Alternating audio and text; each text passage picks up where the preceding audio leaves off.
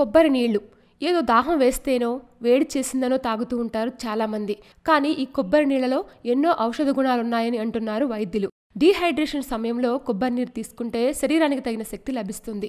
Coconut water తీసుకోవడం వల్ల శరీరంలో వేడి తగ్గిస్తుంది. కొబ్బరి నీటిలో యాంటీ ఆక్సిడెంట్స్, విటమిన్స్, న్యూట్రియంట్స్ అధిక మోతాదులో ఉన్నాయి.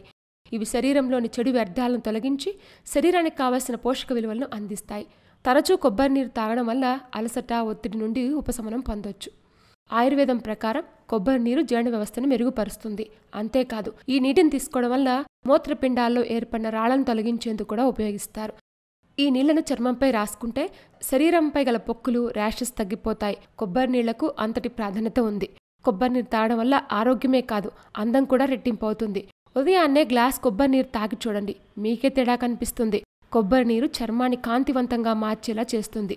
ఈ నీటిని చర్మానికి కూడా రాసుకోవచ్చు. ఇలాంటి మరిన్ని విశేషాల కోసం మా ఛానల్ని సబ్స్క్రైబ్ చేయండి.